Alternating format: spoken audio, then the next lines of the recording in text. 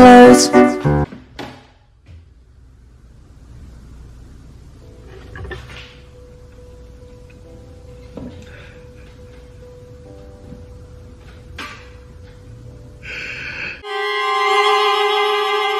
Hola gente, ¿qué tal? ¿Cómo están? Espero de corazón que muy, pero que muy bien. Quizá algunos de ustedes recordarán que hace ya un par de años hice un video sobre el videojuego Omori, ese indie de RPG Maker que a pesar de estar exitosamente financiado con más de $200.000 de mecenas en Kickstarter, estuvo años atrapado en un infierno de desarrollo. Finalmente, después de casi 6 años de expectativa y un poco de desesperación por parte de la gente que puso su dinero que claramente no iba a ser devuelto, el juego salió. No se las voy a hacer larga, este título sin lugar a dudas fue un éxito de ventas, cosechando una enorme base de fans alrededor de internet y que además propició la carrera de Omocat, su creadora, en este medio. Sin ir demasiado lejos, hace no mucho tiempo incluso llegó a hacer una colaboración con el mismísimo Toby Fox. Sin embargo, no todo en esto es color de rosa, aunque de las polémicas que involucran a Omocat es posible que hablemos en otro momento. Lo cierto es que Omori, además de haber cosechado un enorme éxito, también ha sido foco de un montón de críticas debido a que es otro juego indie sobre la depresión, lo cual lo ha convertido en este catalizador para un montón de gente sobre el hartazgo que se tiene a tu típico juego indie con gráficos bonitos y coloridos por un lado, pero con una trama oscura que habla sobre temas de salud mental fuertes por otro. Así que en este video vamos a hablar sobre de dónde proviene la inspiración para juegos como Omori, por qué en particular se parecen tanto, y si queda tiempo podemos ver finalmente que también ha salido Omori después de tantísimos años de expectativa. Esta es la historia de Omori, o más bien de los juegos que se parecen a Omori.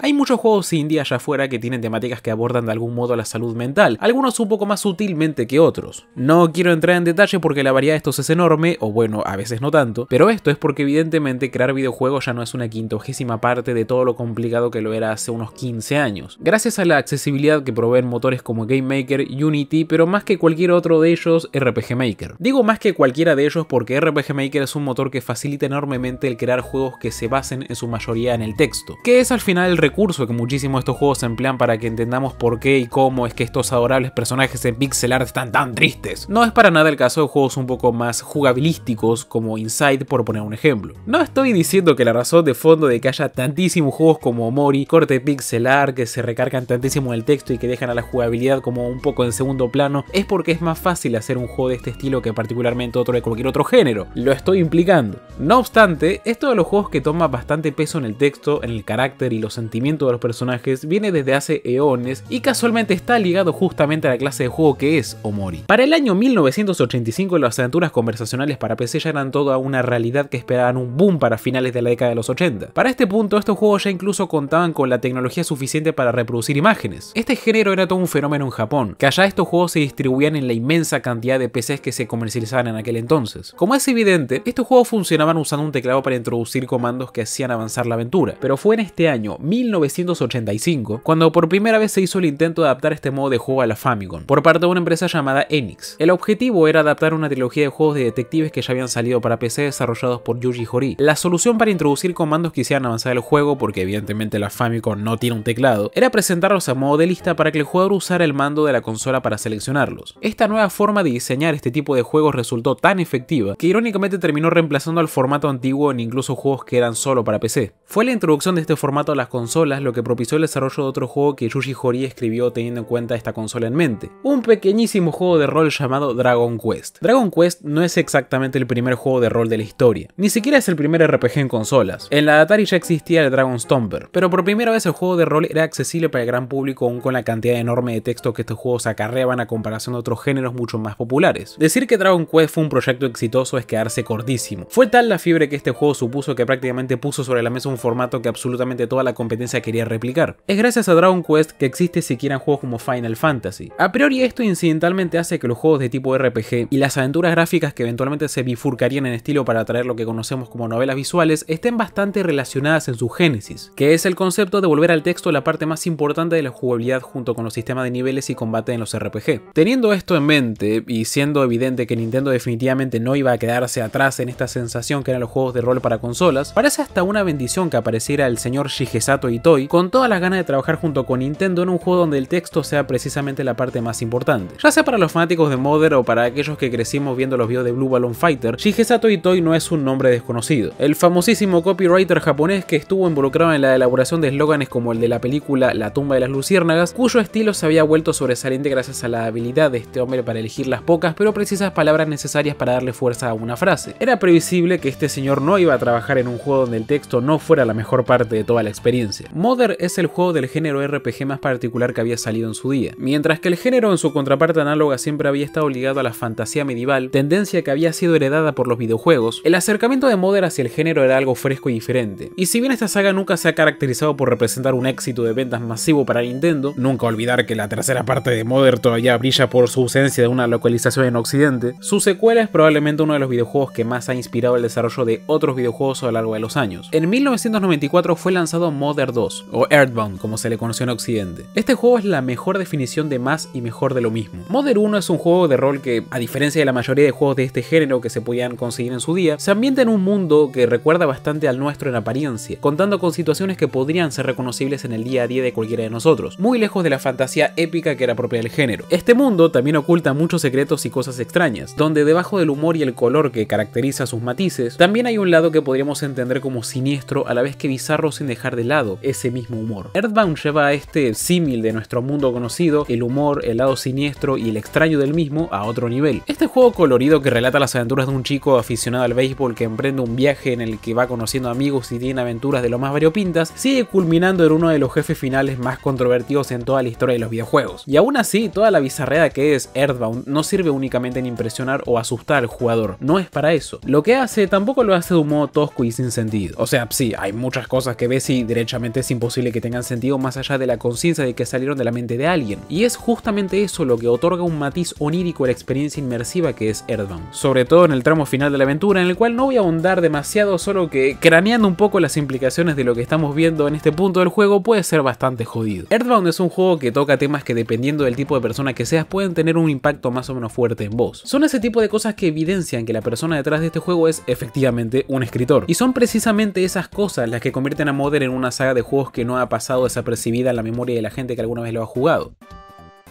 En el año 1996 se lanzó por primera vez para la PC 9801 en Japón, la primera edición de un juego conocido como Corpse Party, del cual es posible que hayan oído hablar antes, puesto que es ya toda una saga de juegos con varios títulos e incluso una adaptación al anime. Este mismo guarda casi ninguna relación con nada que tenga que ver con Mother, de hecho parece estar directamente inspirado en Sweet Home de Capcom, pero lo interesante de este juego es la forma en la que fue desarrollado. Para este año ya habían varios equipos pequeños, a veces incluso conformados por una única persona, que usaban el software RPG Suguru Dante 98 para desarrollar pequeños proyectos, también identificado como Dante 98 RPG Maker. Como digo, Corpse Party no fue el primer juego desarrollado con este motor, de hecho fue creado como entrada para un concurso donde este salió en segundo lugar. ¿Cuál fue el juego contra el que Corpse Party perdió? Nunca lo sabremos. El concurso en primer lugar había sido organizado por ASI precisamente para promover el uso de Dante 98 RPG Maker. Y es precisamente una versión un poco más avanzada de este motor que Corpse Party ayuda a promover ya en la época de RPG Maker 2003, en el año 2004, lo que permitió darle vida a un pequeño juego independiente sin ánimo de lucro conocido como Yume Nikki.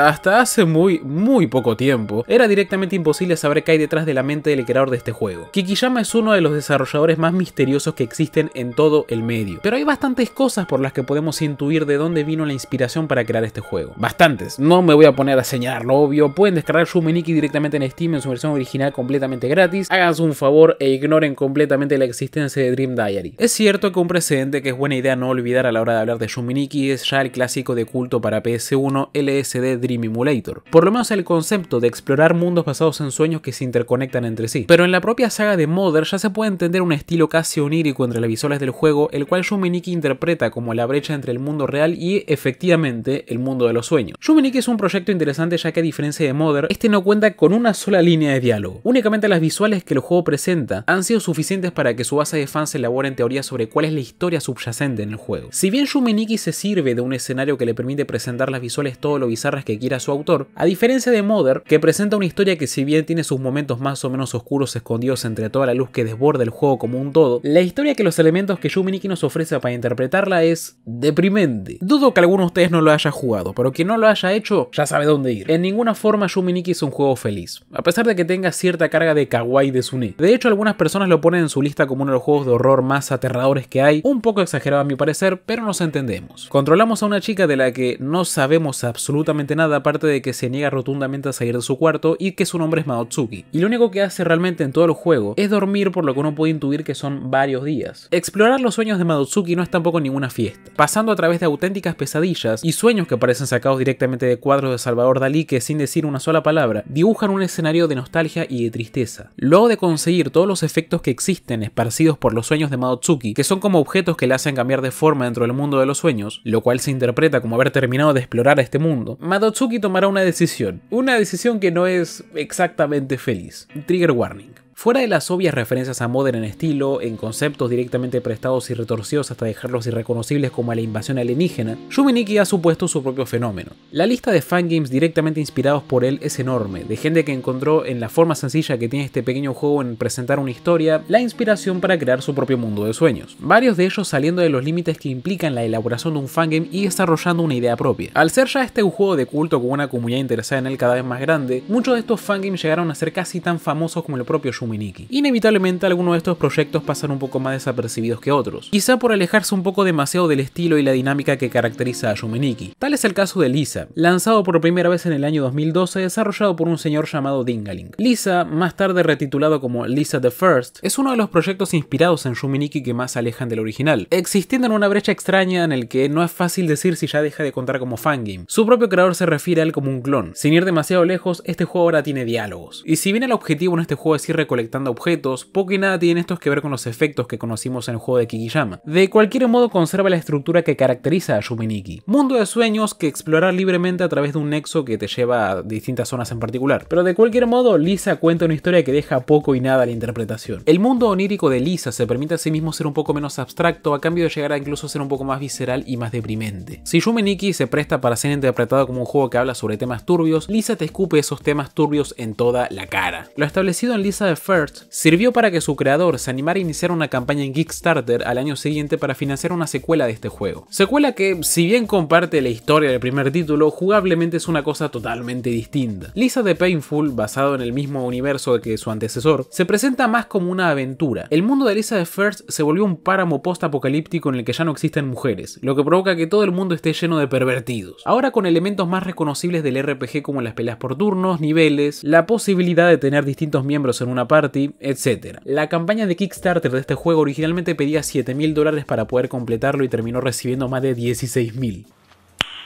Nice. Lisa the Painful es un título que, a diferencia de su antecesor, está cargado de bastante humor que contrasta con las partes más oscuras del juego. La historia no olvida en ningún momento que nace desde un lugar bastante escabroso. Lisa the Painful también ha sido un juego que por su propia cuenta propició a toda una comunidad a crear usándolo como base. Y esto que digo es literal. Hay incluso una guía allá afuera que te enseña cómo desencriptar el juego para construir tu propio fangame de Lisa utilizando exactamente los mismos recursos que Dingaling utilizó en su juego. Esto fuera de molestarle de ninguna forma, el propio Dingaling lo tomó como un halago, saliendo a decir por ahí que cualquier historia alterna que los fans crearan sobre el universo creado por él era automáticamente canon. Un tipazo. Paralelamente con Lisa the Painful, otro juego que también bebe enormemente de Mother y de Yume Nikki es puesto para su financiación en Kickstarter el mismo año, llamado Undertale. Es posible, cabe una pequeñísima posibilidad que alguno de ustedes haya oído hablar sobre este juego antes. Esta es solo una apreciación personal, pero me encanta cómo, siendo Lisa y Undertale dos juegos que estéticamente se parecen bastante, son en esencia dos caras de la misma moneda. Mientras que Lisa se presenta en Kickstarter como Lisa, el RPG doloroso, un juego sobre supervivencia, sacrificio y pervertidos, con esta portada con el Brad con un brazo cercenado y cicatrices por toda la cara, la cartita de presentación de Undertale es un juego de rol tradicional donde nadie tiene que salir herido, con Frisk y Toriel todo bonito e inocente cazando una vaquita de San Antonio. Si esto fuera una familia ya sabemos quién es el hermano Edgy. Mientras que Lisa es este juego donde todo el humor y las ridiculeces se esconden en una historia trágica donde sus personajes son arrastrados por el fango y el mensaje final es es que en este mundo cruel la redención es poco más que una ilusión egoísta. Undertale es este juego donde, a pesar de la intrínseca melancolía que hay entre todo el color, el mismo es uno de los juegos más optimistas y hasta idealistas que existen. Y ya sobre el éxito que ha supuesto Undertale, ni hablar. Si se creía que existía una brecha entre el videojuego indie y el AAA acerca de qué tanto puede uno mezclarse en el entorno del otro, Toby Fox la hizo pedazos. Que si Sans en Smash, juntarse con el mismísimo Shigesato Itoi, ser prácticamente la primera persona en el mundo en entrevistar a Kikiyama, por si había alguna duda de si Yume Nikki había traído alguna inspiración a Undertale, la puta madre. Y sin ir demasiado lejos, el proyecto relacionado a un videojuego en el que esta persona había trabajado antes había sido un ROM hack de nada más que Earthbound. A grandes rasgos, estos son los ejemplos a nivel general y puestos de forma cronológica que considero que tienen algo que ver con la influencia de Mother. Y un poco lo que quería expresar es que la misma es mucho más importante para la industria que simplemente gráficos bonitos y la depresión. Y creo que visto así se entiende de forma un poco distinta bajo qué conceptos vienen exactamente juegos como Omori. Omori fue en cierta medida controvertido desde hace bastante antes que saliera. Al igual que Lisa y Undertale, también arrancó como una campaña de Kickstarter, solo que bastante menos modesta que las otras dos. Mientras que este par le pedían a la comunidad $7.000 y $5.000 respectivamente, Omocat, la creadora de Omori, consideró que $22.000 era el presupuesto que iba a necesitar para completar el proyecto, del cual recibió la exorbitante suma de más de $200.000, 4 veces más que el presupuesto que Undertale había conseguido. Para este momento ninguno de estos juegos había salido aún, pero en la comunidad había ya una gran expectativa por estos dos proyectos, lo que sospecho que pudo haber tenido algo que ver con el éxito de Omori en Kickstarter. La era dorada de los juegos de RPG Maker había pasado ya hacía escasos años, y todavía existía una comunidad bastante grande a la que impresionar, y Omori viene y se presenta como este tremendo proyecto de juego de RPG Maker que va a dar un paso más allá, y a estas alturas es hasta difícil saber qué nos dio tanto hype de este juego. ¿Será que su tráiler era bastante más intenso y más profesional de lo que se veía en otros proyectos de este tipo? Digo que fue controvertido porque acto siguiente de haber recaudado la suma de $200.000 y haberse cansado de hacer promesas, que si el juego va a salir en Nintendo 3DS, que si va a estar en todos los idiomas del universo, el juego que estaba previsto para salir por ahí en 2015 terminó saliendo casi